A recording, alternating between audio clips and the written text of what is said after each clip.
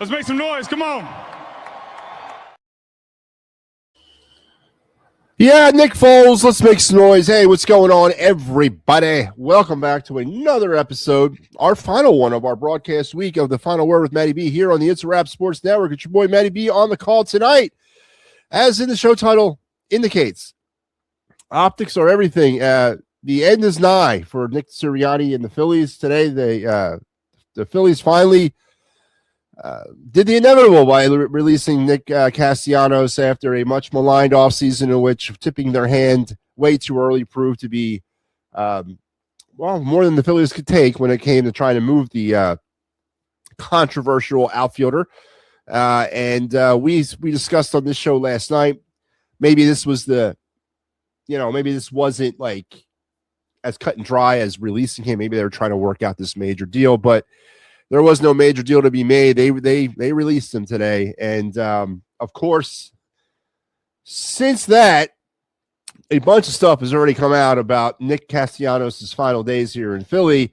Also about his legacy overall in Philly. Matt Gelb of The Athletic with a interesting op-ed piece that came within hours after the news of Nick being released has shed some light on the troubled Phillies outfielder. So we're going to get into the Nick Castellanos fallout, because I think it's important that we discuss, because there's being a lot of blame being thrown around about it's Castellanos' fault.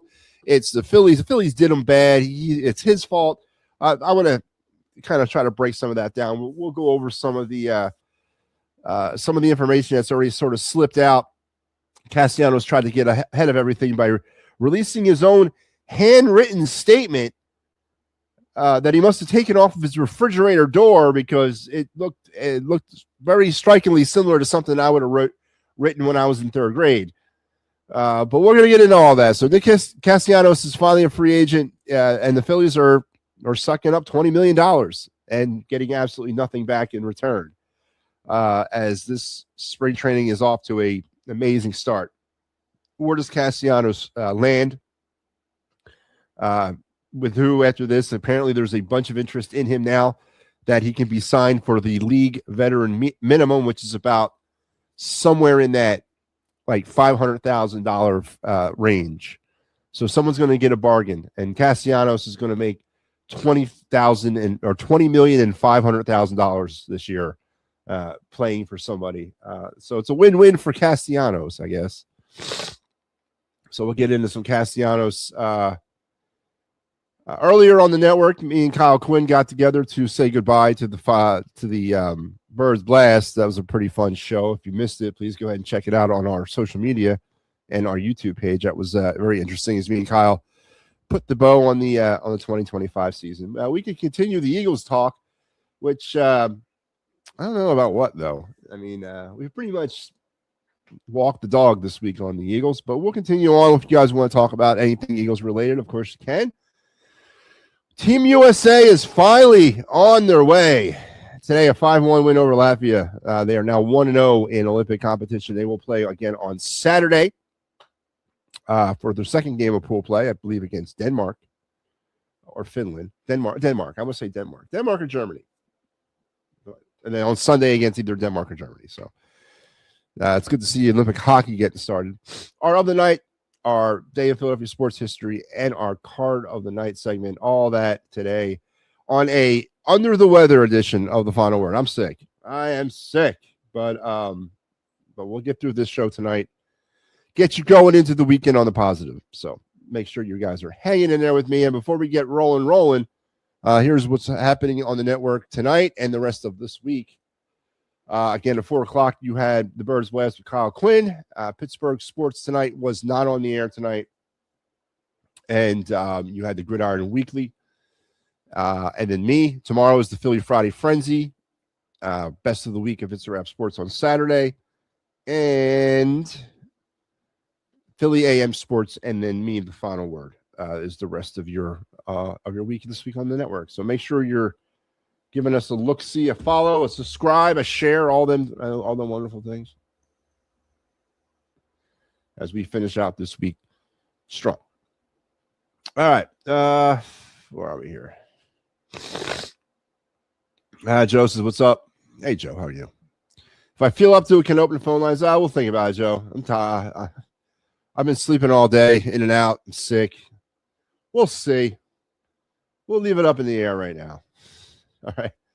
That's the best I can say. I hate these late winter. I've been pretty good this year, relatively speaking, when it comes to getting sick. It's like the first time all winter.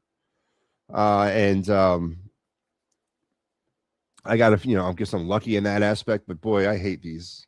I hate being sick. And it's like, it's not like the flu or anything like that. It's not COVID. It's just a really bad head cold. But, I don't think I've eaten much today, and I've been sleeping most of the day away. So I just hate these. I just hate feeling this way. By Casty at Star Wars says, yeah, we're definitely going to, that is the lead story tonight.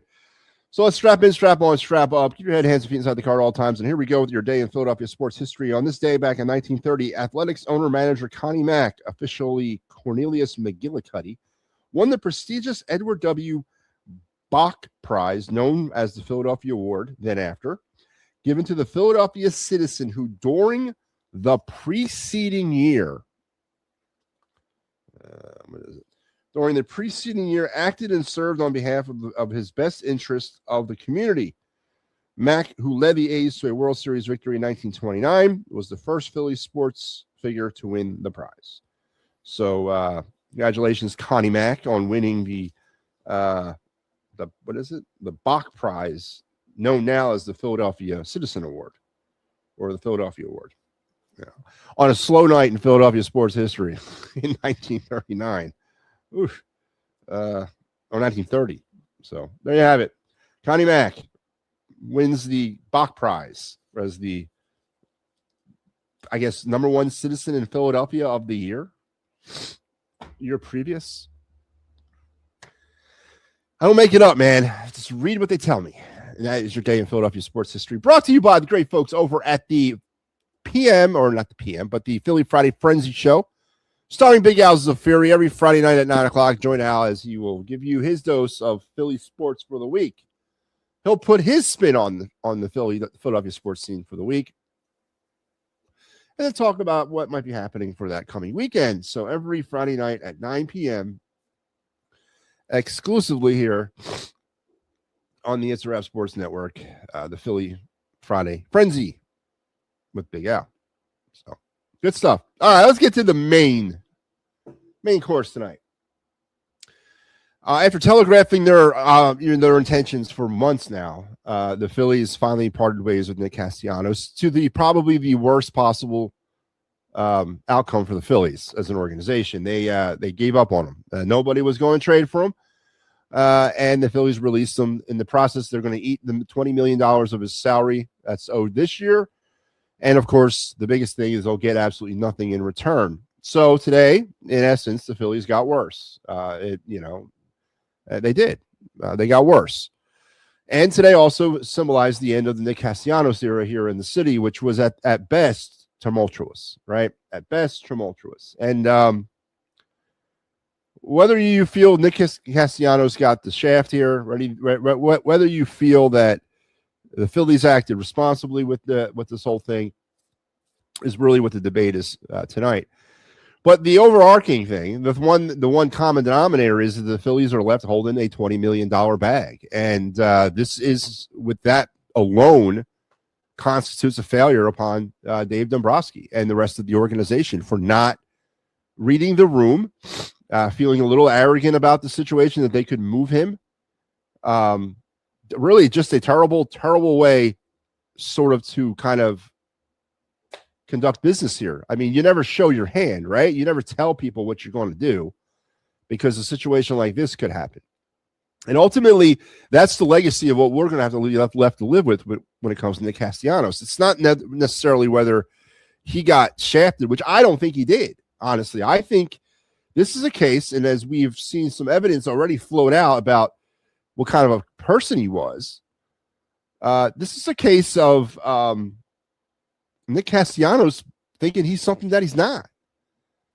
And I don't think he got shafted by the Phillies. I don't think he got shafted at all by the Phillies. Matter of fact, in what I have seen and what I have experienced with it, quite the opposite, man. He shafted the Phillies. So we're going to get into it. Within hours after he was released, or an hour, he penned a letter. And when I mean he wrote a letter out to the Phillies. And I'm going to read you that letter. He also shined some light into the infamous incident that got him benched in Miami, and about what might have happened, to get benched. And also, within hours after that, Matt Gelb, who apparently was holding on to this article for a while and was waiting until the Phillies did something with Nick Castellanos, released an article through The Athletic that sort of painted another picture of the person of Nick Castellanos. So a lot of information has sort of come to bear within hours after Nick Castellanos' final lap here in Philadelphia. So we're gonna read those pieces. We're gonna read some of those snippets, and we're gonna try to cast our own opinion on the whole Castellanos situation. Joe says he thinks the Phillies did the right thing. Yeah, I mean, well, so the bottom line was, Joe, the Phillies did not get what they bargained for. 4 years ago, he signed here, right? And let's do this chronologically. I want to go over some of this. So let's talk about the stuff that he said. Let's talk about where is there you go. Here it is. Here's the letter that he wrote. And when I mean he wrote a letter, I mean a piece of loose leaf paper and a pen. So here we go. Philadelphia. John, thank you for what you have provided me and my family with. Dave, presumably Dave Dombrowski, John Middleton, thank you for the opportunity. Staff, thank you for helping me prepare Paco Figueroa. 414 is just as much yours as it is mine. You are the man in any room you walk into. My teammates, I love you guys. Quidero mucho. Again, that means I love you much or thank you much. Playing with you all will be a core memory of the rest of my life. To the people of the city, thank you for showing up. What was that? These past 4 years, applauding or booing, you were there.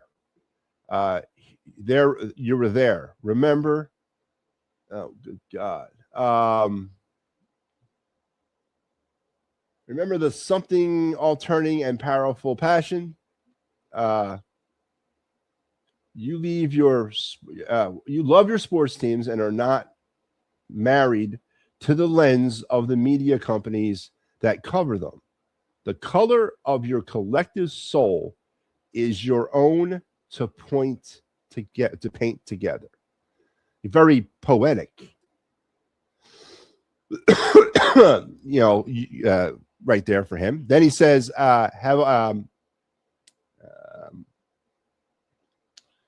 something all thank you for embracing them the way you did for that, and I can never repay. I was about his family.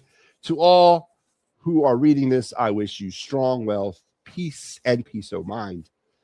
Nicholas, and it's a picture of a house with a fireplace going.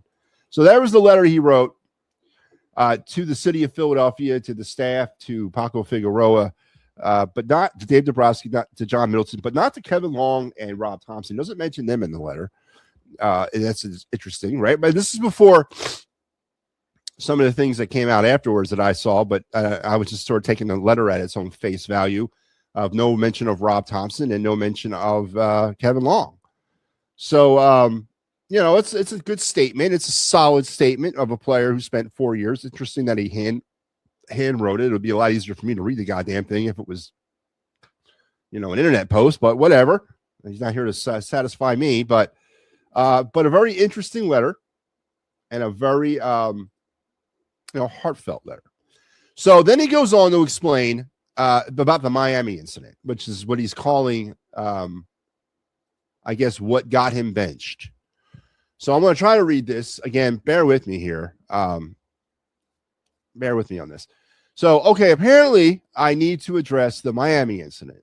As one of my friends has on the team has informed me, there is a article waiting to come out without my consent or comments about this situation. So I'm going to just share myself, whatever that is. So he's referring to the Matt Gelb article that has now since come out. So he's trying to get ahead of this story, I guess, trying to give his point of view first before people are going to create their own. As a veteran of the game of baseball, there are rules, and I broke one of them in Miami after being taken out of a game, a close game, in front of my family and friends, which I don't know why you have to put that in there. Does it matter if it was in front of your family or friends? And why is it important in this context? I don't understand that, right? Again, okay, so you had family and friends in attendance, right? But does that, I mean, if they weren't there, would that be a major point here? I brought a Presidente, which is a beer, into the dugout. I then sat right next to Rob and let him know that too much slack in some areas and too tight of restrictions in others are not conducive to us winning. Shout out to my teammates and Howie Kendrick, for not letting me, or for taking the beer out of my hand before I could take a sip, or, and I'm adding this, or the camera picked it up. I appreciate you guys. After the game, I went into the office with Dave and Rob. We aired out our differences, and the conversation ended with me apologizing for letting my emotions get the best of me. I would like to note that I was ready.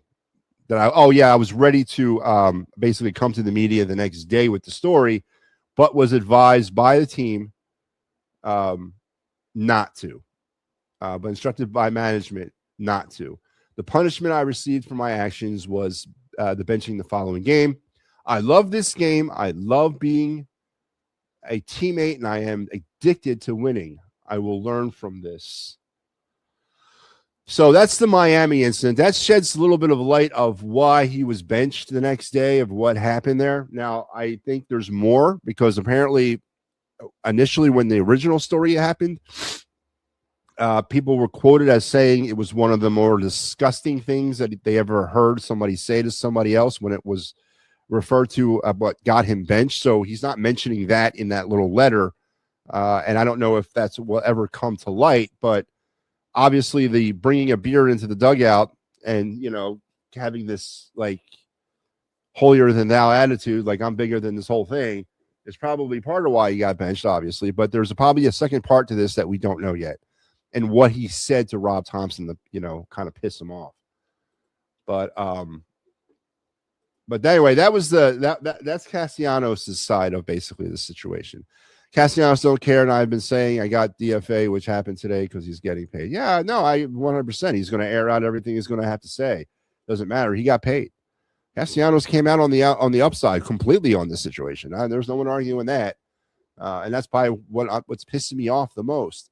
But so anyway, Matt Gelb then released an article a couple hours after Castellanos was out, chronologizing some of the more interesting points of his time in Philadelphia. And I'm going to read you some excerpts from this article.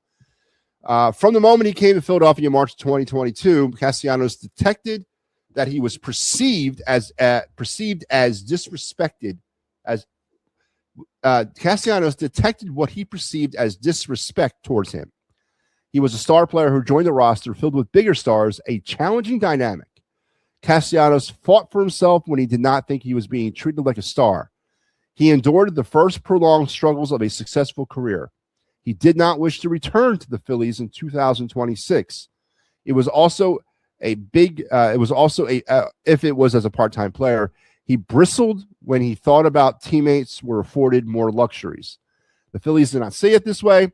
They believed that they had gone to great lengths to create a comfortable environment for Castellanos, something team officials knew was important to him.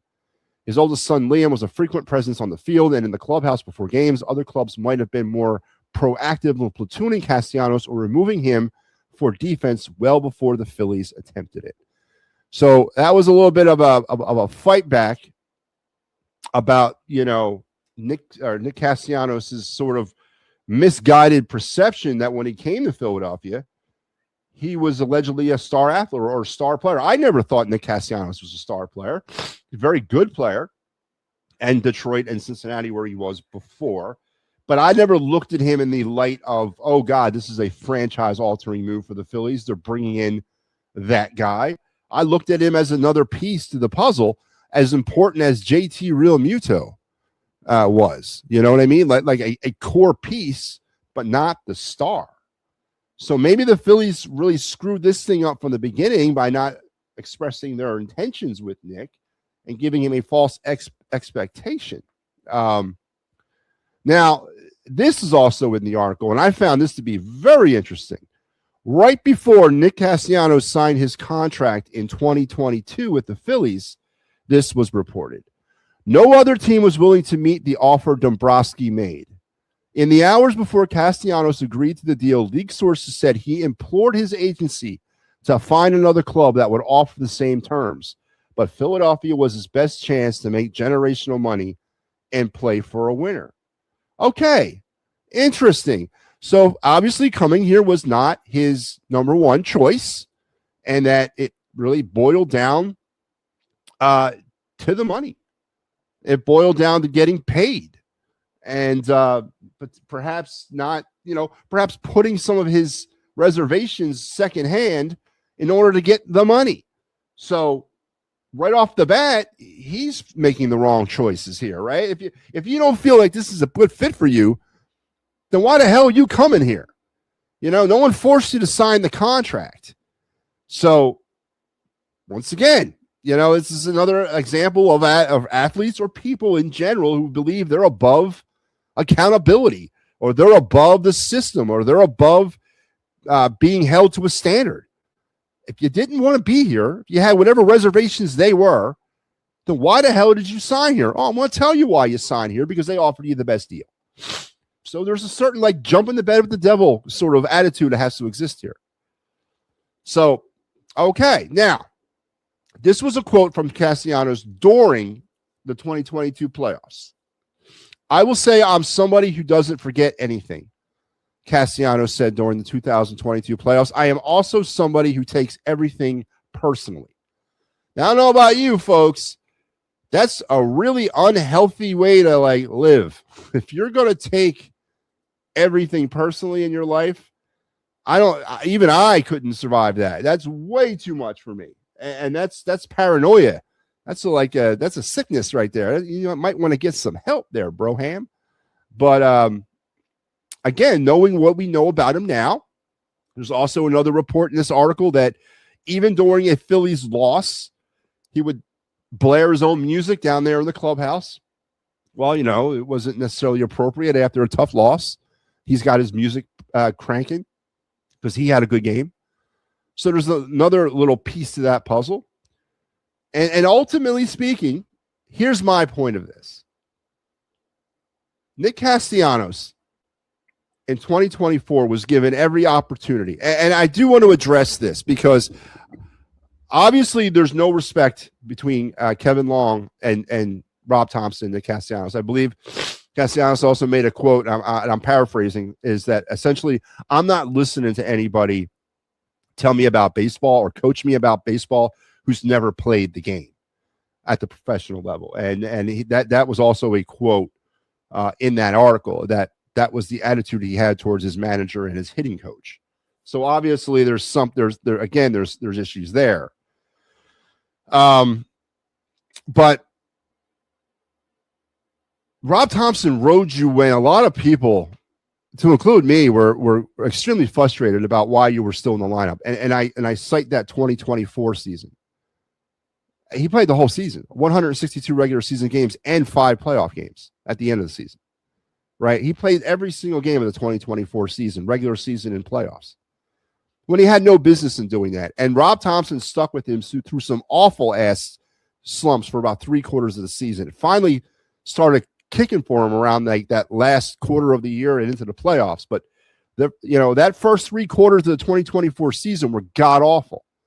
But Rob Thompson kept going back to you and kept playing you.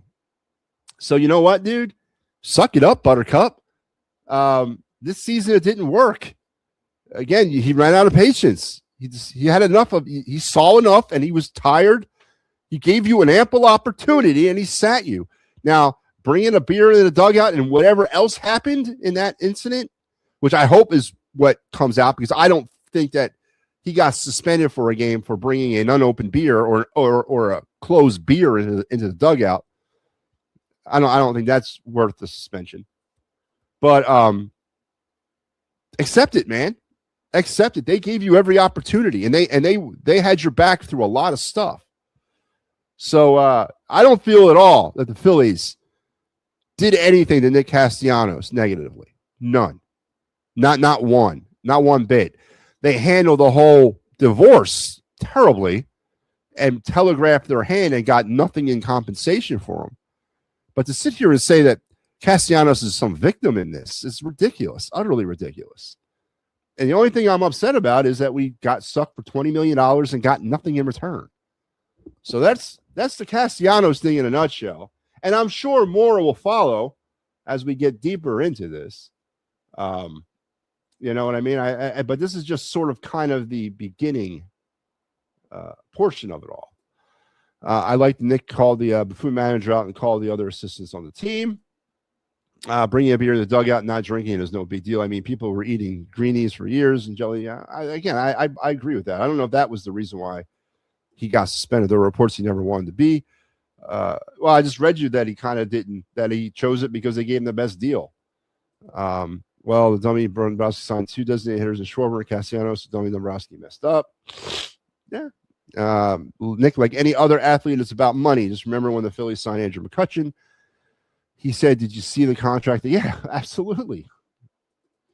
I wouldn't listen to the Buffon manager. The phone line's opening. We'll see. Not feeling well tonight, Papernick. I don't know if I'm going to stay on the air that long, but I'm thinking about it. As far as not listening to the Buffon manager, you know, I get it, man. And apparently the Buffon hitting coach too, which is very interesting too, because I never liked Kevin Long. I never understood what his job with the Phillies was either. And I honestly don't understand what the job of a hitting coach at the Major League Baseball level is to begin with.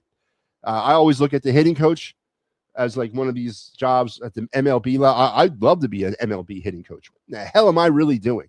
I'm going to sit there and tell Bryce Harper to change her swing. I'm going to sit there and say, Bryce Harper, now, the baseball gods presented you upon the earth. You've been playing baseball now for, by the time you got to me, for about at least 22 years. And it's gotten you to this point. What in the hell am I going to do that's going to open up you more? You know, maybe there's those situations where I could point something out to you that make you feel a little bit more comfortable, or say, hey, you know, you're dropping that elbow, you're dropping that arm. You know, maybe I could be that type of guy. But what really does the hitting coach at the Major League Baseball level do for you? Honestly, you've gotten to that point, and then the whole Kevin Long love affair, which is weird here. I just was never a big fan of him either. But yeah, the statement that he did not trust or respect anybody in the business that has not played it in a coach or manager role is telling. I hope whoever signs him is the manager's a former player. Does that limit his possibilities now that he's already kind of went public with that he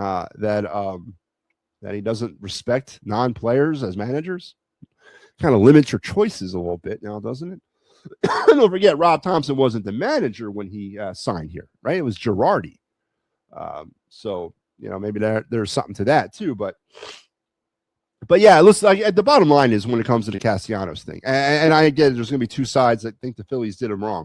The Phillies did Nick Castellanos wrong one way and one way only. They didn't get compensated for getting rid of him. There's nothing written, and what I've seen so far, it doesn't show anything to me that the Phillies treated Nick Castellanos with any great disrespect. I cite the 2024 season as a opportunity given to him that probably shouldn't have been given to him. And Thompson kept riding him all year, and he wouldn't go away from him. He showed immense loyalty to him throughout 2024 and literally played him in every game. So I'm not buying the Nick Castellanos, what was me, I'm a victim stuff. I'm not at all. And I'm mad about one thing and one thing only. We didn't get compensated. So there's my Nick Castellanos take if you guys are interested in it. I'm interested to hear what you have to say. And let's do it. We're going to open up the phone lines, but not for long. We're going to keep the calls to a minimum. But phone lines are open if you guys want to jump in. They're opened up on all the platforms. I don't know what's going on with X. We're broadcasting on X, but not like publicly. I don't know what's going on with X, but it's opened up in Facebook and on the YouTube page. So feel free to jump on. Let's check out X. What is going on X tonight? So yeah, we're broadcasting on X, but it's not showing up. And when I click it, yeah, you got to open up live video. That's weird. I don't know what's going on with X, but we are broadcasting on all the feeds. So hop on if you want.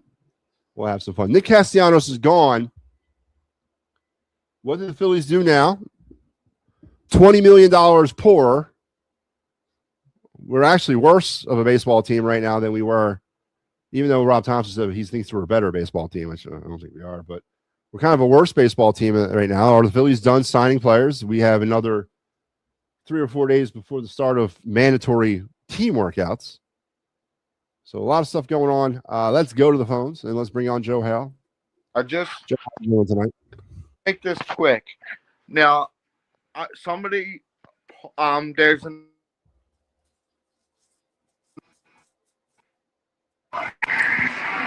Still there, Joe? Yes. There's another tweet out there from Matt Gill, just retweeted something on X saying he doesn't think Castellanos is going to be signed anywhere. That's interesting. It's very interesting, and that's part of the rules story that we haven't talked about.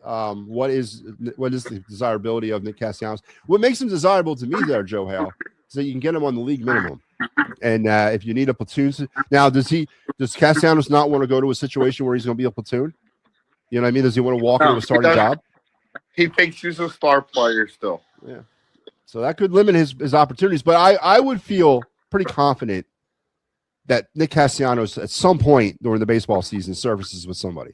I think he goes home to Florida. But I'm glad the Phillies cut him today.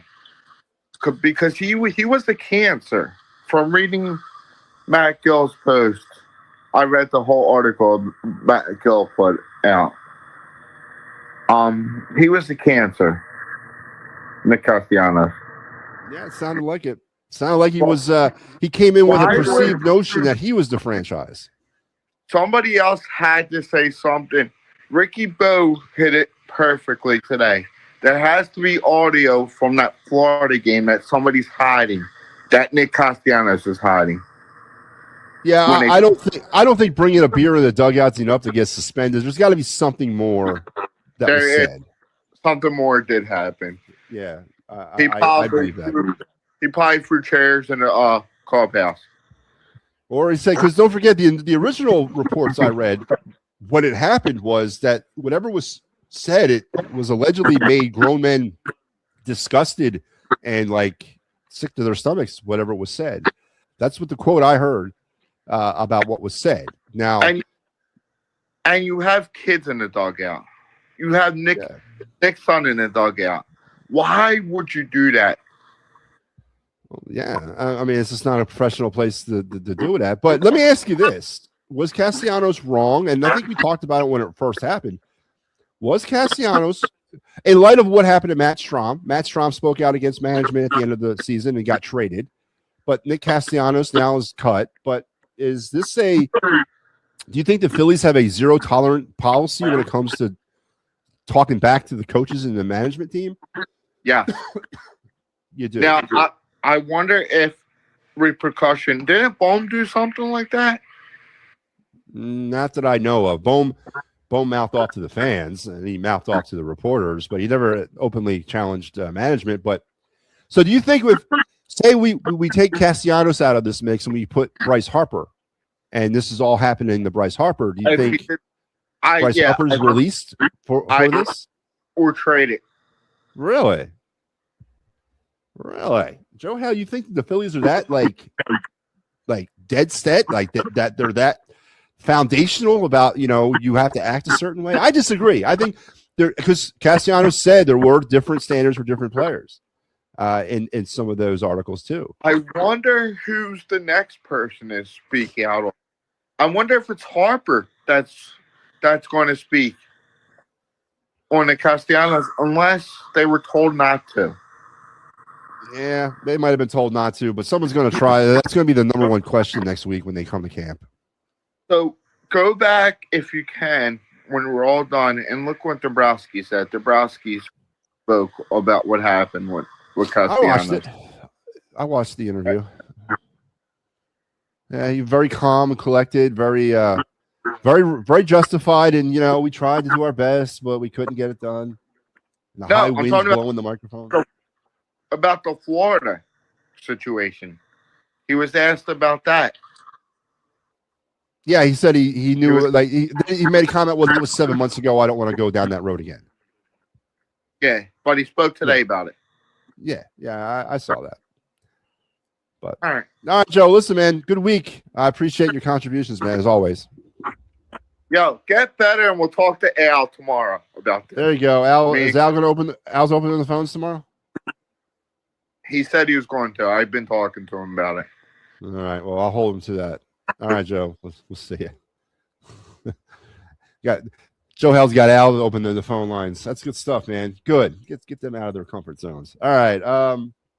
Yes, I did see Dave Dombrowski when he was cornered about it today down there in Clearwater with the winds blowing. You could barely hear the goddamn audio. But he did say something to the point when asked about the incident. That was 7 months ago. I don't really want to it was handled then. I don't really want to open up that wound again. But it's interesting that, they kind of tried to, throw themselves on the live grenade there. And not even talk about what happened. So, but I appreciate. I do. That's stuff that we've criticized the Eagles over. That's stuff that happens inside those clubhouses, those locker rooms, those dugouts. That stuff belongs there. We don't need to know everything that happens because we don't know everything that happens behind closed doors. And there's a reason for that, right? These are people. These are people that react differently to different situations. And that is not, it makes no sense for us to be in the loop on all of that.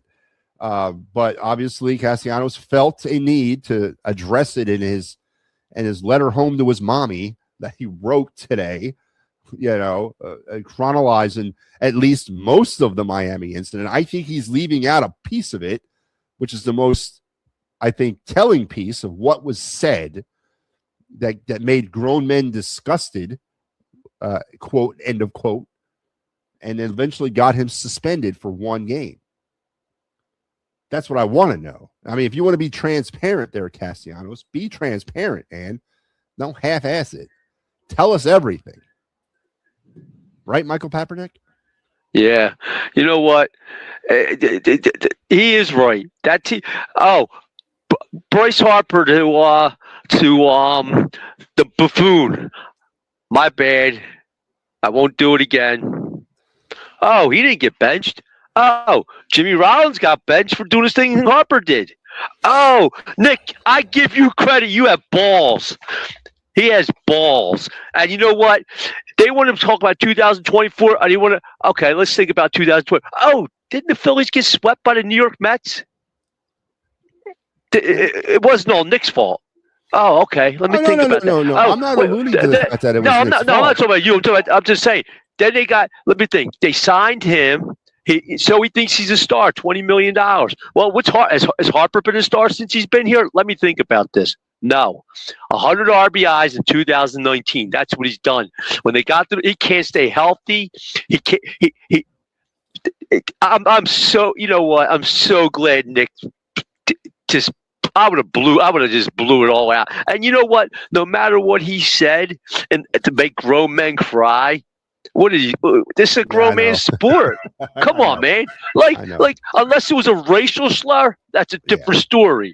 If he's telling the manager he's whatever, blah, blah, blah, who cares? I don't really care. That guy should have been fired. He's lucky he's still on the team.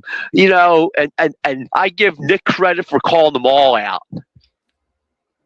That's the bottom line with that. Nick called them all out, and Dave don't want to talk about it because I guarantee if Nick got on there, he'd be like, "Yeah, this is why." They gave me all the chances, but what did Robbie do? What about the moves he didn't do, or the moves? And he said that. Yeah. No, listen, listen, Mike. I don't doubt that Castellanos. I'm not saying Castellanos. The thing what I want to get to today is whether there's sides being drawn about who's in what camp. The Phillies did Castellanos wrong, and Castellanos did the Phillies wrong. I don't think the Phillies did Castellanos wrong, and I don't necessarily think Castellanos did the Phillies wrong. But there's evidence to say either way. No one's completely innocent here. Both sides did some things they probably shouldn't have done, and but the biggest thing for me with the Phillies was he walked away here without any compensation, and we got stuck with $20 million. I'm going to get what you asked Joe Hale. Bryce Harper would not even got suspended. Wouldn't have got nothing. Right. Nothing. They would have kissed his two crooked letters. That's what they would have done. Okay, They would have done the same thing to Schwarber and everything else. Oh, like I said the other night, what'd they do to Bob? Oh, they benched Bob. What? They benched Bob because he's in a slump. Oh, they don't bench Harper when he's 0 for 45. Yeah. No, they can't. That. There's different standards for different players. Yeah, I know. There it is. There it is. And he is right. How can you listen to that guy who's in the Wiffle Ball Hall of Fame in Canada? Seriously. There's a reason why he was a bench coach, whatever he did for the Yankees, because he shouldn't have been running a team. No other team if I'm on the New York Yankees and I'm the bench coach and I'm winning and I win a World Series or I'm there, I guarantee you're getting interviews. Now, I've never heard Rob Thompson's name come up in an interview while with the New York Yankees for any managerial stuff. He gets to the Phillies with Joe Girardi, and he lucked out 1 year. They got hot, and they lucked out. After that, tanked the Diamondback series. They put the blueprint out on how to beat the Phillies, and he got beaten in the analytical pennant. Then it just rolled right on through. But he don't get held accountable. Well, I mean, you know what? And Nick bringing a beer I'm sure there's more to it. I mean, if they're good, it has to be a racial slur. It has to be some type of racial slur that he probably blew out there, or some sexual slur he blew out there, or he called the manager something, or whatever he did that they're not putting out there. And I'm glad they're keeping it in the house. But you know what? But they're treating it like a kid. Like we're kids. How do you put this? Like you're dangling a piece of candy in front of a kid and saying, that's what they're doing to us. The bait us on to keep talking about what else has been said. And it just come out and say it. What the heck? Just come out and say it. It's no big deal. And Nick will be on the team because, like you said, they're going to pay him the league minimum. If they could pay him $1 and he's still making $20 million, what does he care? Yeah, he'll be on the team. Whether look, he'll go somewhere. I don't know where, but this team's a mess. This team's a mess. The guy upstairs, he screwed it up when he shouldn't have signed both him and Schwarber. And when they signed him, I said to my buddy, he just signed 2 DHs. Yeah, what the hell are they doing? I remember thinking what are they doing? Because it was Castellanos that was signed first, and then a couple of days later they signed Schwarber. And I was happy when they brought Castellanos in because that was a need filled. But then you're right; they turn around 2 days later and they sign Schwarber. Like, where's everybody playing? They're gonna play. They're gonna play Schwarber in the field. I mean, what were we doing? Because it was the first year of the year. So now Nick coming in here. Nick coming in. Remember, he came out Cincinnati. He had what 30 home runs or something, 100 RBIs, I think. So did he consider himself a star? Yeah, he probably did. I mean, to be honest with you, if you look at the Phillies seriously, who are the stars on this team? Schwarber, Harper, okay, Harper, Turner, and Realmuto. Okay, see, I'll go Schwarber, Turner, and that's it. I think Harper and JT have clout. They do. They're listened to. Maybe not the stars, but well, yeah, Harper's a star, of course. Harper's the franchise. Is he really? In people's mind, he is. But I don't know. It's just I don't know. I mean, it is a mess. It is a mess. It's a mess. You got a manager to sit and duck. He knows it's why they brought in Mattingly. And you got Dombrowski not thinking that he mentioned a date and said, "Oh, this pitcher ain't gonna be ready opening day." That makes no sense. I mean, your outfield is Brandon Marsh. There you go. Oh, we bench. He plays him every day, and then they say, "Well, we're just going to platoon you," but he'll throw Brandon Marsh out there any chance he gets. Because they gotta what? Because they have to justify the trade with the Angels yet? That's just this team is going to be a shit. And you know what the sad part is, Matty? What? What's not one player spoke up either spoke up about in defense of Castellanos or anything. Well, not yet. We'll see what happens. I mean anything like. Maybe on how he called out the man. Maybe he was right. Maybe certain things. You know what I mean? Not one player. They won't because there's different rules for every player, and they're probably scared. Matt Strom, no one came to his defense either. So there it is. There it is. Called out management. Yeah, no, I agree. There it is. You can't. I'm not saying it's wrong. I'm not saying it's right or wrong to do that, but. Somebody's got to do it because Harper ain't going to do it. Schwarber ain't going to do it. None of them guys. Strom did it, and Strom did it, but he kind of like he called them out, but he didn't fully call them out. You know what I mean? Like he did blow the whistle and say how they did the same thing that Castellanos said. But it is what it is. This is going to be. I'm just glad that Nick's not on the team, and now they can settle in. There should be no excuses. There should be no, we got the Nick Castellanos problems and all this and blah blah blah. Well, look, I hope you get better, Matty. Thank you. And I'll see you Sunday night. And if Al's on tomorrow night, maybe I'll be on tomorrow night.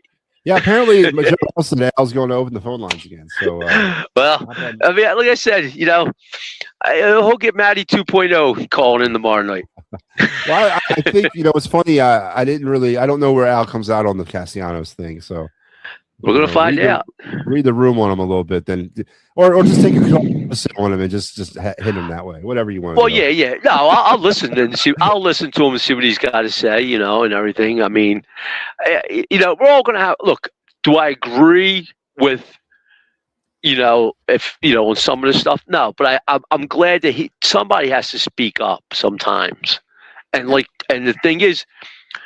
Does it send a good message if you speak up that you're getting traded and DFA'd to your team?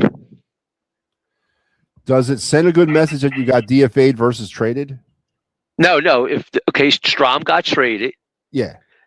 And so did and then Castellanos DFA. Does this send a good message to your team that you can't speak up against your team about anything without any type of repercussions to certain people?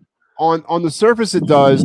From the outside looking in, but again, I think there's a lot to these puzzle pieces that we don't know.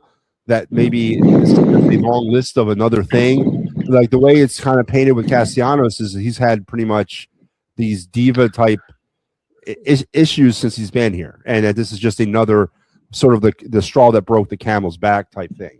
Again, they're kind of painting that a little bit like that, and I can't speak to that because I don't know. Okay. Would you say this is a diva? I'm not batting fourth. I'll either bat first or second. Okay. Yeah, course, I'm not batting. Look, you're going to bat me third, second. I'm not batting. There you go. So I prefer to lead off. Yeah, you're absolutely right. It does. No, I'm saying there's degrees. There's 50 shades of gray here. I get you. I do. But again, not being inside that building and being around the Castellanos for 4 years, I can't really speak to how he was perceived, but that article is painting an interesting light right from the fact that he said at the very 11th hour, please find me another team to go to. I don't really want to go to the Phillies, but no other team was going to offer that kind of deal, So look, all the Phillies had to do was say, look, give me give me the taxi cab driver that's the worst player in your organization. We'll pay 19,500,000 of it. You pay $500,000 or something, and that's it. Or we'll pay the whole 20 million. And nobody would do it though. Nobody would do it. That's the other side of this. Nobody. You would want to do know it. why? You want to know why? Because some teams just don't want somebody who has a voice or an opinion about anything, whether it's right or wrong. They don't want that on their team. And they wanted to save $19 million too, because they knew there's going to be an open market for him now. You know. But, Castellanos will obviously have his pick of who he goes to. Do you think he goes to the Marlins back home, or he goes to a contender? What would you do if you were Nick Castellanos? Would you be looking at the Dodgers, the Yankees, the Mets, to stick it to the Phillies? I mean, would you be looking at like certain teams, or you're just like whatever? No, what I would do is I would sit back and see how things pan out with spring training, and see if there's a team that maybe needs him. You know what I mean? That maybe they lose an outfielder. That's what I would do. I mean, what do you in a rush for? If he signs in March, or he'll go to AAA or somewhere for 2-3 weeks, and then he'll come up. So I would sit out. I mean, I sit out the whole damn year. He's got $20 million.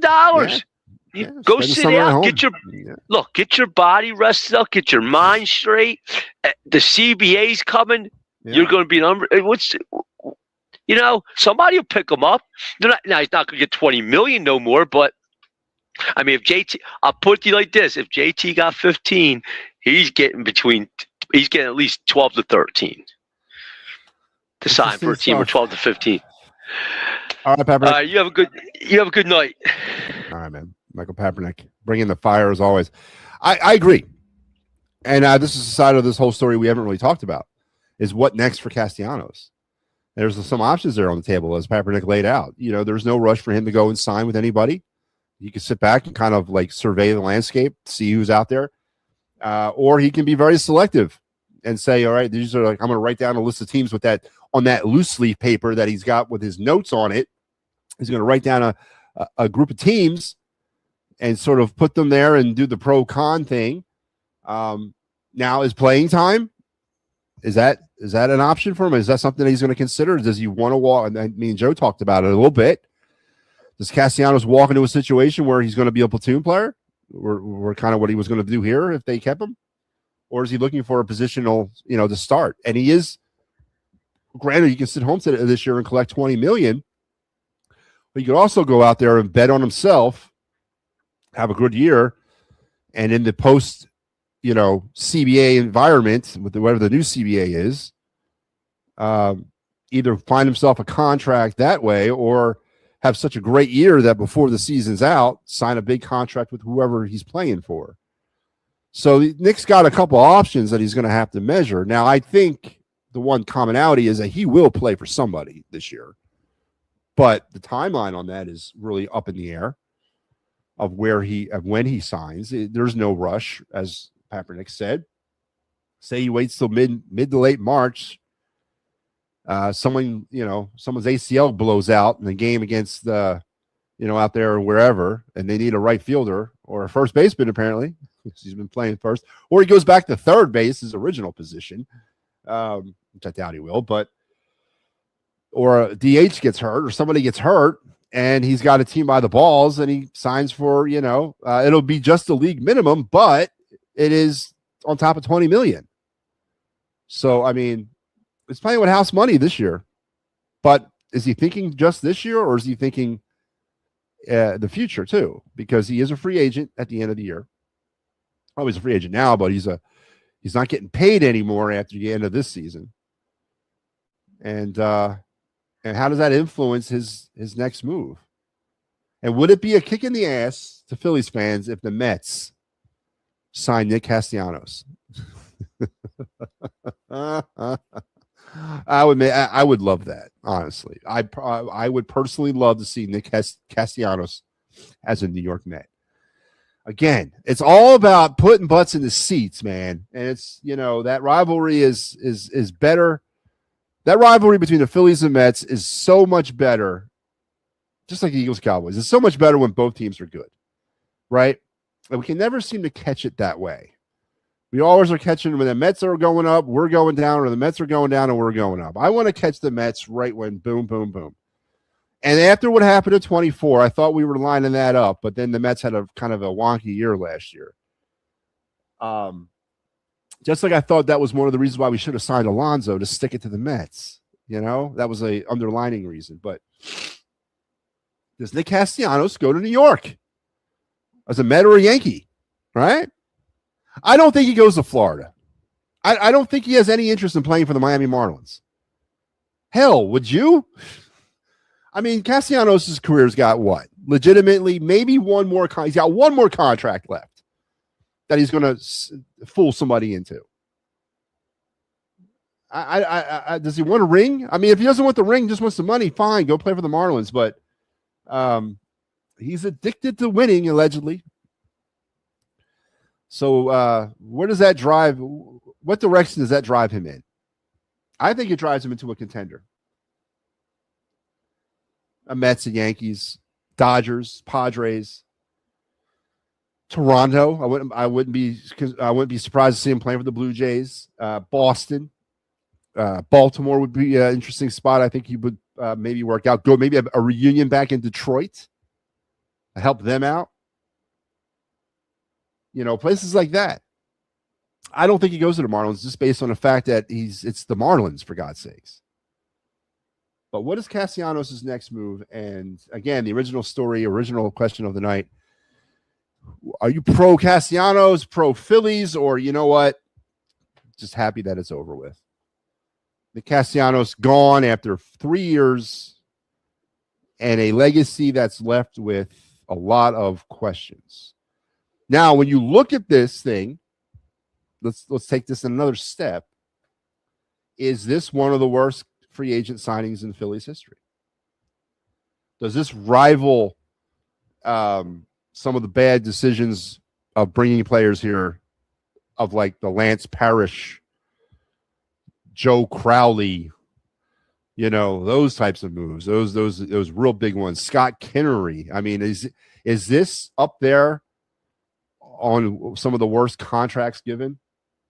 I don't think it is. I think this was as I just said with Kaepernick, I thought at the time when they signed him, and I remember it vividly, right after the strike ended in 22, the Phillies were fast and furious. They first brought in Castellanos, then they brought in Schwarber.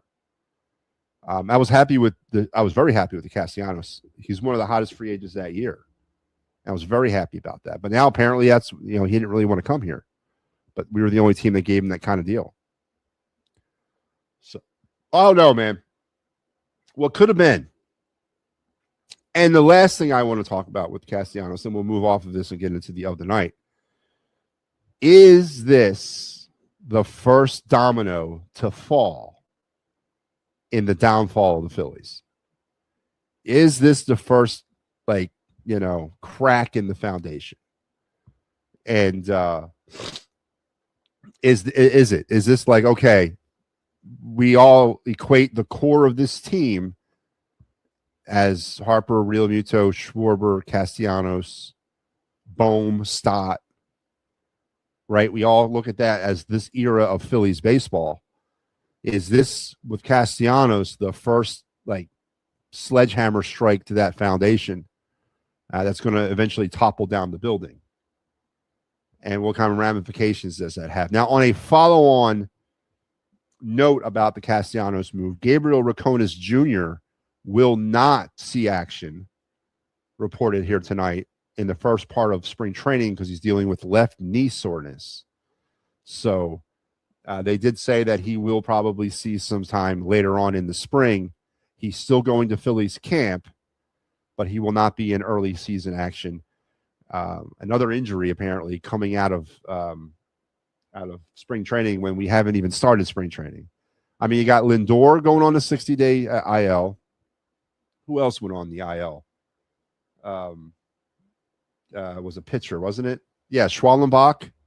He's on the IL. I mean, we haven't even started yet, and these guys are getting hurt. And now you got Raconis Jr. being reported that he's got left knee soreness, and he will miss. He won't get any action early on in spring. but that doesn't mean he's not going to see some action later on. But the post-Nick Castellanos era is here. Are you thinking the Phillies did him bad? You think Castellanos did the Phillies bad? Or are you just happy that it's over? I'm just happy that it's over. And I don't feel Nick Castellanos is a victim here. Papernick brought up an interesting point, and Castellanos brought up this point too. Are there different standards for different players on the Phillies? And if the answer to that question is yes, which it probably is that really earth-shattering news that certain players are treated differently than others? I think that's not. That's as old as time itself. You know what I mean? And did that lend into part of this problem when he came here perceiving himself to be a star player, and when not given that same treatment, did that start driving a wedge between Castellanos and the Phillies? And did the Phillies, give him the wrong impression of what he was going to be here? And what does it say about the character of Nick Castellanos that he walked in here thinking I'm a diva, star player, and I need to be treated that way? What does it say about any player that feels that way? And the comments about Rob Thompson and Kevin Long, with no respect basically to anybody who has not played the game before professionally at the MLB level. He doesn't respect them as coaches or managers. He said that. Now, again, I'm not going to sit here and this is not going to turn into a defense of Rob Thompson. God knows I ain't doing that. But, and if Castellanos is saying that, how many other players feel that way about the manager and the hitting coach, which I don't understand the love towards. I've never understood the love towards Kevin Long. I haven't. I've never understood it. But yeah, that's what's happening in Phillies land. So the Nick Castellanos drama is history. And he'll now peddle his wares someplace else. But big question, I guess, is does he sign? I got main camp starts on the 16th, right? Does Castellanos sign with somebody like over the next course of the next few days? Or does he sit back, as Papernick kind of said, and sort of just waits, sits back and, surveys the battlefield, so to speak, and picks and chooses his next move to be more lucrative to him? Because this is an interesting season for him. Yes, it's a freebie. $20 million, whether he plays or he doesn't. But he is still playing for that next contract, which will be next year, because he's not getting paid after this year. So I don't think he can take the year off. He's going to have to find his way to another team soon, at some point, to set himself up for the future. And the bottom line is Philly's got nothing for him, man. Nothing. All right. And again, we're off to an auspicious start. And is Dave Dombrowski's seat hot, folks? And I don't want any of you to tell me that it is. You know why? Because I've been saying it for 2 years now that his seat should be hot. I have not been impressed with Dave Dombrowski. Let me just throw that out there. You look at the Jesus Luzardo trade and the Johan Duran trade. That's about the two biggest moves he's had as the GM and or president, whatever the hell he is. But other than that, he's traded away key pieces of our prospect pool. Logan O'Hoppe, Eduardo Tayit, Mick Abel. Right? He's traded away key pieces of that prospect pool. He's missed on every single goddamn trade deadline move, with the exception of the one from last year. Questionable contracts with players. Taijuan Walker, a questionable ass contract. I guess Nick Castellanos, questionable ass contract. How much more time does Dave Dombrowski have left? And is this a pivot not only for the manager of the Phillies, but is this also a pivot year for Dombrowski? Are either of their jobs secure right now? And what do they got to do this year in order to save their jobs? These are the wrong things we should be talking about heading into spring training for a team that's still, on paper at least, a 90-plus win team, but nowhere closer to winning a World Series than they were last year. Stunning stuff. All right, let's go to the of the night segment.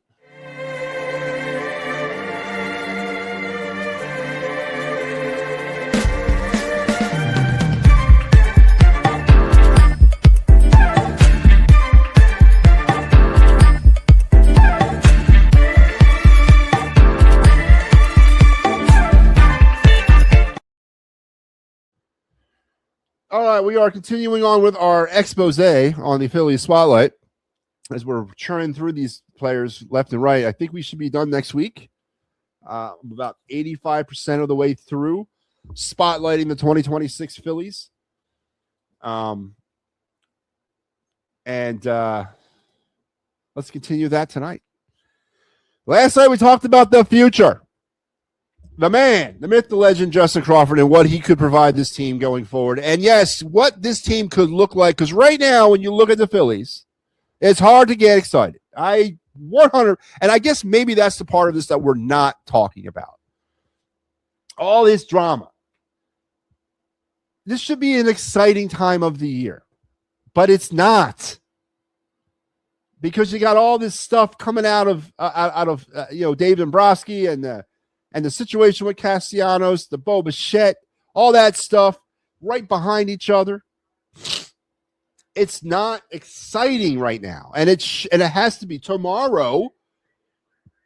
Division I baseball, college-wise, kicks off nationwide. Well, not nationwide, in the warmer places. This is an exciting time. We're about 4 days away from the full spring workouts. This time next week, I should say this time tomorrow, next week tomorrow, spring training baseball starts. Phillies will start on Saturday, but next Friday, we got spring training baseball. So this should be an exciting time, but it's not right now. Sucks. And we talked about last night one of the players that could bring that excitement back to the Phillies, and that's Justin Crawford. We talked about the future of the outfield now. Now it's set, right? You got a platoon in left between Marsh and Kemp, Garcia in right, Crawford in center. That is pretty much what your 2026 outfield is going to be. Now, how does Gabriel Roconis Jr. fit into all this? We don't know. Will the outfield look like that at the end of the season? We don't know. Is that when the excitement gets here at the end? When we're making a pennant rush? Who knows? But we talked about the future last night. And I guess maybe that's what I have to do, is look towards the future. Being like later on this season, not like 2 years from now, but like just a few months from now. And maybe that's when the excitement will come. So tonight we're going to look at a player who is synonymous here in town. He put his name out there last year.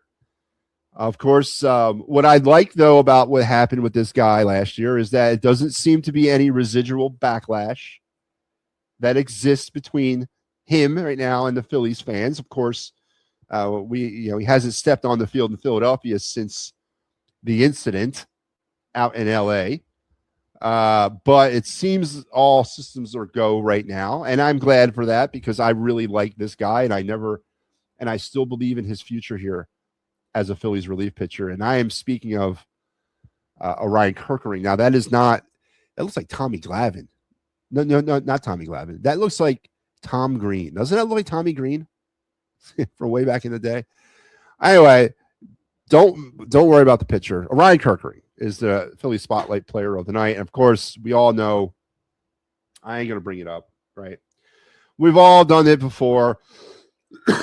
Matter of fact, I heard somebody the other day talking about the play, about the decision-making, about Kerkering even being put into that situation or coming back in for a second inning and knowing that he hasn't performed well all season long. And I have to remind people, he got out of that inning. He got out of that jam, correct? I mean, the play was a soft number back to him, and he just made the wrong decision with the ball. But his pitching got him out of that. And I believe that he still has, and of course, he did everything right after that, right? He faced the media, he faced the criticism, he faced everything like a man and a professional athlete should. So that tells me a lot about the character of Ryan Kirkering, right? And I still believe in his ability. I know a lot of people are starting to waver on him, and I can understand why. But I still believe in his ability as a closer, though. I still think that the Phillies, and again, I still think that he'll succeed at this level, but as a closer, and obviously he's not going to get that opportunity here unless somebody gets hurt. So looking to a potential Ryan Kirkering as part of your back end of your bullpen in 26 to start the season is acceptable and fine. I think that's where obviously he belongs.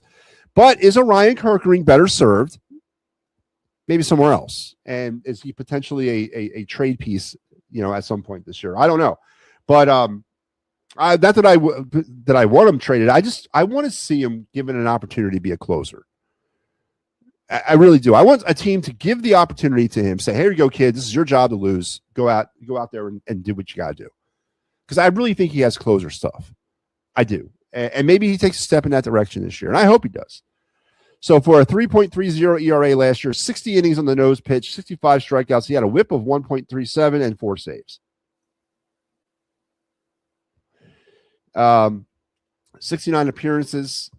And, of course, the play that will live in infamy around here. I'll never forget because I was in my little office here. I was watching the game. My stepkids were on the other side of the house upstairs, and they were watching the game too, but they were watching it kind of in a different environment than me. And when he threw that ball at home, I jumped up and I'm yelling at the top of my lungs, what are you doing? You got to go to first. No. And they come running down. And they're like laughing because they were watching the game and they obviously knew what I was yelling about. But yeah, listen. Yeah. Okay. I think we all had a similar reaction to that play. It was dumb. It was dumb. Oh my God. Now, of course, PFP might be a focal point this spring as these workouts start, and watching the pitchers take their PFP, and especially Ryan Kirkering. And I'm not asking for a standing ovation for him. I think that's stupid. I really do. But let bygones be bygones, man. He made the wrong decision in the heat of the moment. I guarantee you, though, in the rest of his baseball career, if he's ever in that position again, he'll make the right decision. He'll never forget that as long as he lives. I like Ryan Kirkering. I still think he's got what it takes at this level. And then, yeah, as I said, disregard I don't know why the pitcher came out like that. I don't think it was Holiday. I think it was like Tom Green from the 90s. But anyway, there's your spotlight player of the night. I still believe in you, Ryan Kirkering. I still want you to be successful, and I think you will be. But I don't know. I really still think he's a closer. I really do. But he's a good piece to have in the back end of our bullpen, along with Keller and along with Alvarado and, of course, Duran. So the Phillies bullpen is better than it was last year. They did improve the bullpen. Starting rotation is the same. Offense might be worse, but they did improve their bullpen. I will give them that 100%. All right. Before we do the card of the night, I do want to discuss the Olympics tonight. Flyers. The Team USA. And did you catch, if you caught the game, you would have caught John Tortorella working the bench for Team USA. He's one of the assistant coaches on there. Mike Sullivan was back wearing a tie behind the bench. That was interesting to see. I haven't seen him wear a tie in a minute behind the bench. He went into the sweat clothes look with the Flyers, which I agree. I think that's how you should dress behind the bench, but what do I know? But anyway, it was interesting to see him. He was working the forwards for Team USA, and they went out today against Latvia, and it was a tough game. I mean, listen, early on in that first period, that was, again, I understand that Team USA has not played together yet, and this was their first opportunity, but these kids have, I should say kids, these are NHL players, but they've played together before on this type of stage. They've done international hockey together at certain times of their careers. They've all gone through the NTDSP. So they're familiar with each other. But obviously it takes some time to get, timing down. They were up 1-0, and then they went up 2-0. But Latvia challenged the goal, calling it offsides, which was a blatant offsides. That wasn't even close. The Team USA was offside, so the goal got disallowed. Latvia came right back and scored, tied up at 1-1. Then another goal was disallowed from Team USA due to goalie interference. That was a little bit more ticky-tack. That was a little bit more of a ticky-tack kind of call. I looked at it from all those angles too. Yeah, he was in the blue, but he got out of the blue, and I don't know if he didn't influence the puck. He didn't touch the goalie, but whatever. Latvia challenged that goal and won. Right. So Latvia was doing everything they could to try to stay in this thing, and I applaud the Latvian coach for challenging everything that he could. That's the way you have to go up against a team like that. You just, whatever, if it's close, whatever, we're challenging it. And hopefully we win and we get another challenge and we keep rolling that challenge all the way through the end of the game.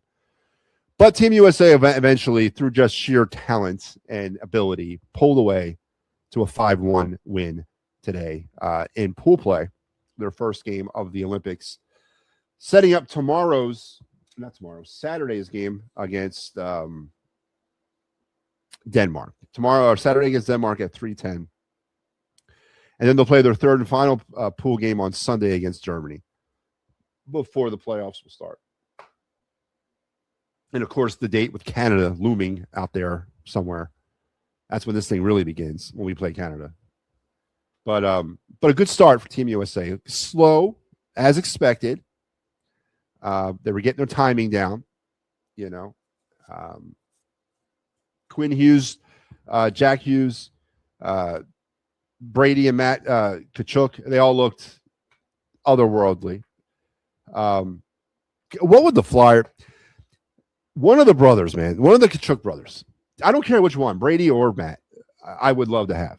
I mean, that's the kind of player the Flyers are missing on their team. That kind of guy.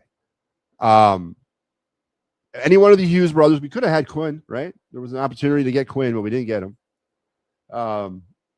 We just need one of them guys to play for the Flyers, and this rebuild gets put into a whole other level.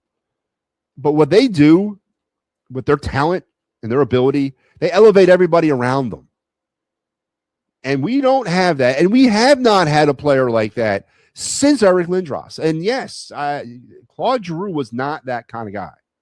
Eric Lindros was the last player that elevated everybody's talent around him for the Flyers.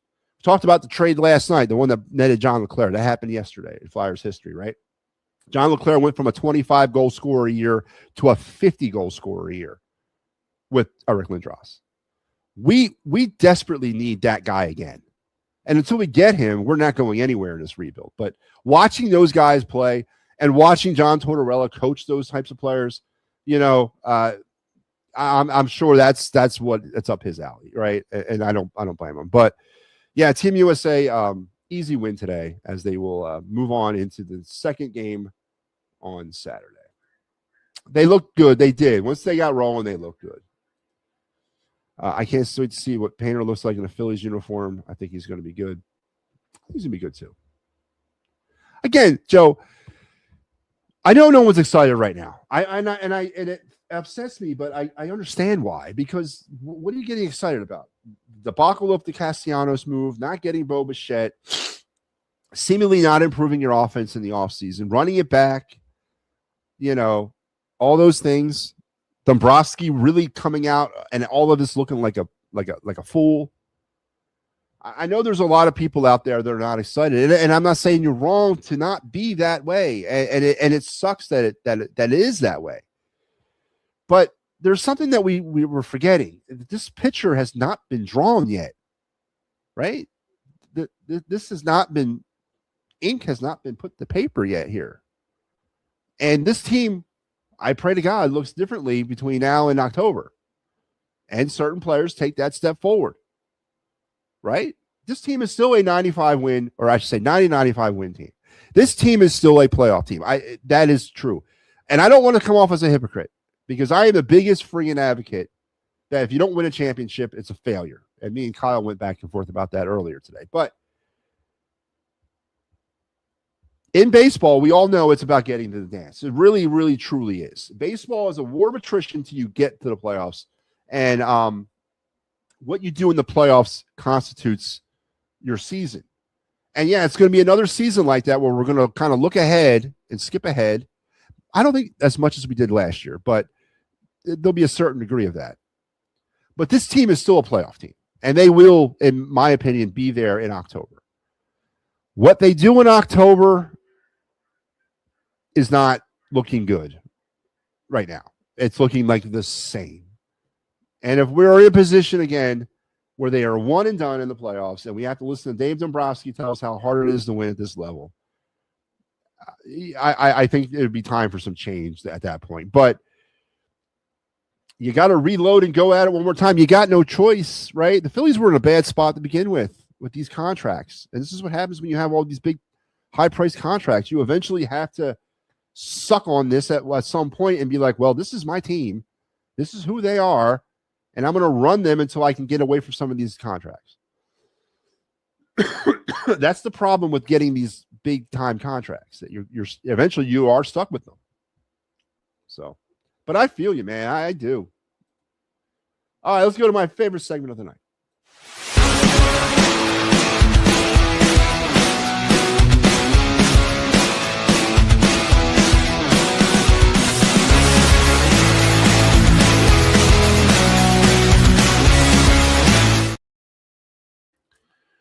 Yeah, that's right. We're back to the baseball cards. Sorry. MattyB's card review. Final one of the week. Did we do, I think we did one every night, didn't we? Maybe we missed one. This was the best card review we've had in a while. We've done a lot today, this week. Tonight, we're going to finish up again on the sort of the high of what happened yesterday. And that is all the cards being released. 2026 Top Series 1 coming out. And we did a Series 1 card last night. We did the Roman Anthony Titans of the Game card. And we're going to go back and we're going to do an actual, I figured I did an insert last night. I'm going to actually show you what the base set looks like if you haven't seen them yet. And we're going to do a base set card from the 2026 Top Series 1. Joe just brought some cards. Good for you, Joe. Good for you.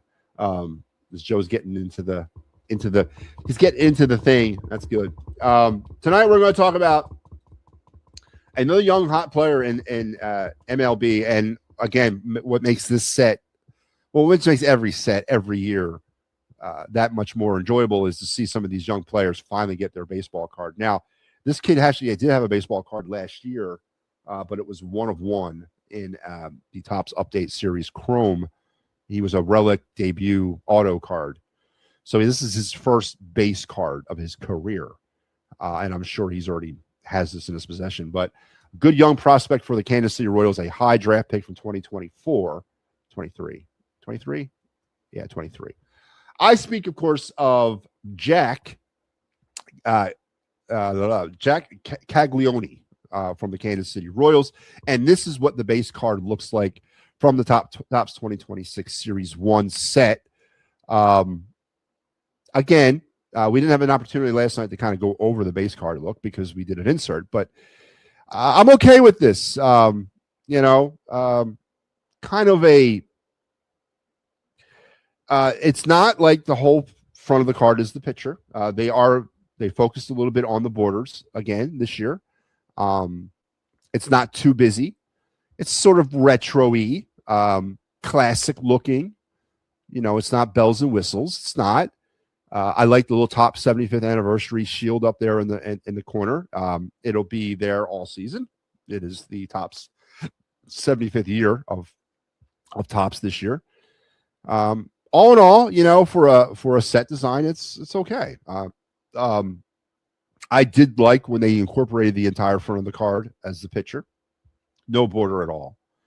But, it's okay. It's nothing to get all excited about, and yet it's nothing to get upset to me about. It's a very clean-looking, basic border and a design.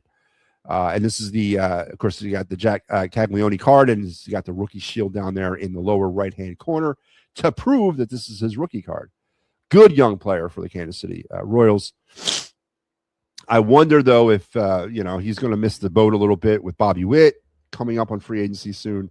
We'll see, but definitely a foundational player for them out in Kansas City. Now, this card, just like last night's card in Titans of the Game, actually does have a sale against it. One card has been sold so far, even though we're a little over 24 hours into the release date of these cards. One card has sold for a whopping $4, ungraded raw, which this card is that I'm holding in my hand, has sold for $4. So good early returns on the Jack Caglione base rookie card number 138 in the Topps 2026 Series 1.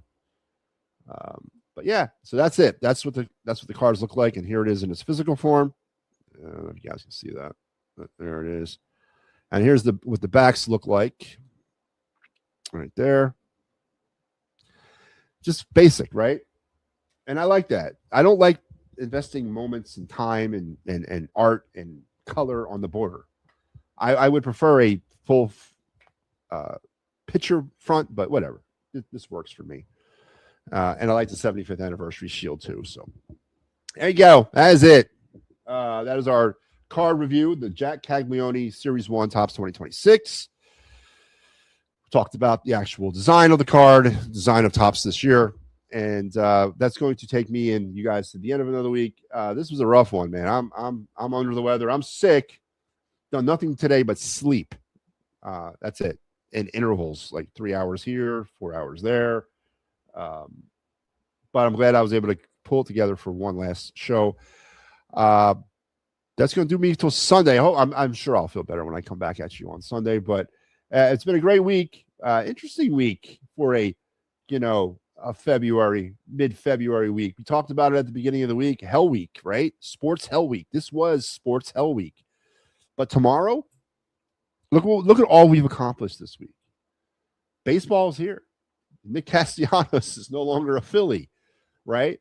Tomorrow, programming note for all you college baseball fans, it's on. Division I breaks in a huge way tomorrow. ESPN Plus is the carrier you want to be looking at tomorrow because there's games all day as the Division I baseball season will get started in a park probably nowhere near you because it's all going to be down in the southern and western parts of the country. But we got Division I baseball starting tomorrow. And on Monday, we got players, everybody at camp and full team workouts. So we got through Hell Week unscathed, and we had some fun in the process. So not a bad week. And we get 1 week closer. And then at this time next week, we'll be talking Phillies, Blue Jays, and Phillies Pirates spring training games. Now, I don't know how it is around I haven't looked, and I don't know if it's even available. And I don't know when it'll be made available, but because I use the MLB app when I watch Phillies games, so I get to see every game. But next Saturday is their first spring training game, but I don't know if it's going to be televised. I would imagine, based on years past, it isn't televised, and they'll televise Sunday's game against the Pirates. But hopefully it is for those of you that are in the Delaware Valley and you want to watch Phillies baseball, because the world's a lot better when the Phillies are on TV. And that's obviously a signal that we're getting closer and closer to the good time of the year. Joe says the new cars yeah, they are. They're okay. I mean, again, the one thing that Topps really can't afford to do is go over the top when it comes to these borders. I just like the most iconic set of Topps baseball cards is the Topps 87 with the wood paneling border. That was over the top, though. Okay, that takes complete focus away from the card and focus completely on the border. People look at that border as, iconic, and yes, it is. And it's one of the most widely recognizable cards in the history of baseball cards. It is. But if you look at it, it's because it's so like boom right there. So anything that you can do to kind of eliminate what the border does to a card in terms of taking away from its appearance, I think it's perfect, and it's a classic look this year. I'm a big fan of the entire front of the card being the picture, but Topps has been kind of going in this direction for the last few years. It's fine. It's a good looking card, but I will be back on Sunday, guys. Don't forget, this is what's happening on the network for the rest of your week. Tomorrow, you got the Philly Friday Frenzy at 9 p.m. with Big Al. Allegedly, he's opening the phone lines. That's what they're telling me. I don't know. I have not verified that. But allegedly, he is opening the phone lines. So take that for what it's worth. On Saturday, you'll have the best of the It's a Wrap Sports. If you missed it, it'll all be repackaged and reprogrammed for you starting at 8 a.m. on Saturday morning. Everything from this past week. And then we get things rolling again on Sunday morning with the Philly AM Sports Show, and then I'll be back Sunday at 9. So make sure you're here for everything that's about to go down. All right. Thank you, Joe. So from me to you, I hope you had a great week. I hope you have a great end of your week, and I hope you have a great weekend. I will see you on the back end. I'm out of here.